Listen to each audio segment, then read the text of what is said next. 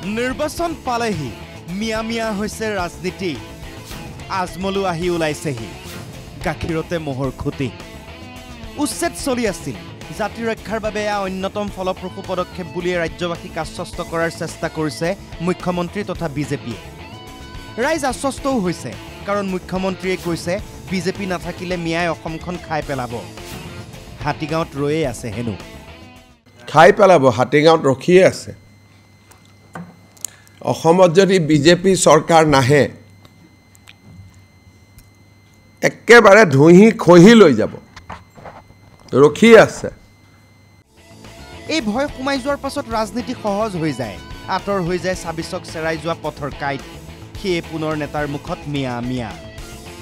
মিয়া তৰকাৰী আজমল নিমখ এবাৰ ৰাজ্যিক বিজেপিৰ সভাপতি দিলীপ শইকীয়া মিয়াই যদি নিৰ্যাতন চলায় মিয়ায়ো নিৰ্যাতন সহিব লাগিব মিয়াই যদি আমাক নিৰ্যাতন কৰে মিয়াও নিৰ্যাতন সহিব লাগিব কংগ্ৰেছে মিয়া অমিয়াক লৈ ৰাজনীতি নকৰে দাবী বিৰোধী দলপতি দেৱব্ৰত শইকীয়াৰ মিয়াৰ ৰাজনীতি বুজিয়ে নাপাওঁ বুলি কৈ দেৱব্ৰত শইকীয়াই ক'লে অসম বিধানসভাত 3জন সদস্যই মিয়াৰ ৰাজনীতি কৰে মুখ্যমন্ত্ৰী হিমন্ত বিশ্ব শৰ্মা কংগ্ৰেছৰ নিলম্বিত বিধায়ক শ্বেৰমান আলী আৰু চেঙাৰ এআইডিএফৰ বিধায়ক আশৰাফুল হুছেইন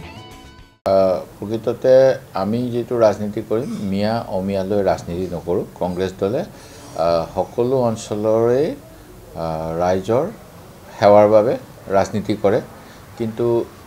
দেখা গৈছে মুখ্যমন্ত্ৰী মহোদয়ে অসমত মিয়া বোলা বস্তুটো প্ৰকৃততে কি হয় মই ৰাজনীতি কৰিলেও মই বুজি নাপাওঁ এইকাৰণে বুজি নাপাওঁ মানে অসম বিধানসভাত মাত্ৰ 3জন সদস্যই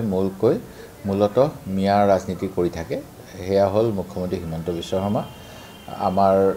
ছাছপেণ্ডেড বিধায়ক শ্বেৰমান আলী আহমেদ আৰু এআইডিএফৰ মিয়া কবিতা লিখা আশৰাফুল সকলো অঞ্চলৰ বিকাশ হ'ব লাগে বুলি মন্তব্য দেৱব্ৰত শইকীয়াৰ মুখ্যমন্ত্ৰীয়ে সাম্প্ৰদায়িক ৰাজনীতি কৰাৰ অভিযোগ মানকাছৰৰ বিধায়ক আমিনুল ইছলামৰ সমালোচনা মুখ্যমন্ত্ৰীক শৰাইঘাট মোগল বাবৰৰ কথা নকলে বিজেপিয়ে জিকিব নোৱাৰে নিৰ্বাচন তো মুখ্যমন্ত্ৰী নিজে ক্ষমতাত থাকি তেখেতৰ এইটো ভয় দেখাই আছে মানে ভোটটো বিজেপিক দিয়া নহ'লে মিয়া খাই দিব এনেকুৱা এটা ভয় তেখেত দেখাব বিচাৰিছে আৰু চেণ্ট্ৰেলত বিজেপি ষ্টেটত বিজেপি এই কথাবিলাক অকল ভোটৰ ৰাজনীতিৰ কাৰণে কৰিছে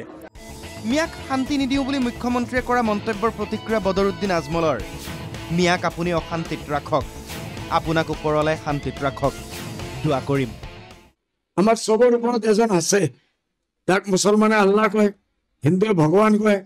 অন্য বিভিন্ন জাতৰ মানুহে নিজৰ নিজৰ হিচাপে কয় আমি চব মানুহ পৰম শক্তি এইটোৱেই আছে একজন ইয়াত থাকিব কিমান দিন আছে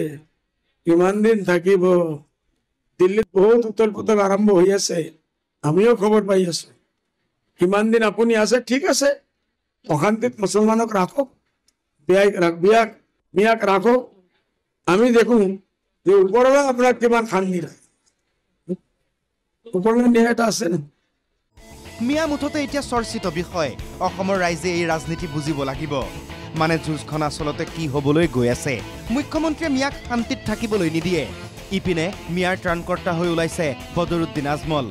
সেই একেখনেই খেল খেলুৱৈও সেই একেকেইজনেই অসমৰ ৰাইজ দৰ্শক চাব হাত চাপৰি বজাব মাজে মাজে চিঞৰিব জিন্দাবাদ জিন্দাবাদ মুৰ্দাবাদ মুৰ্দাবাদ ব্যুৰ' ৰিপৰ্ট NKTV+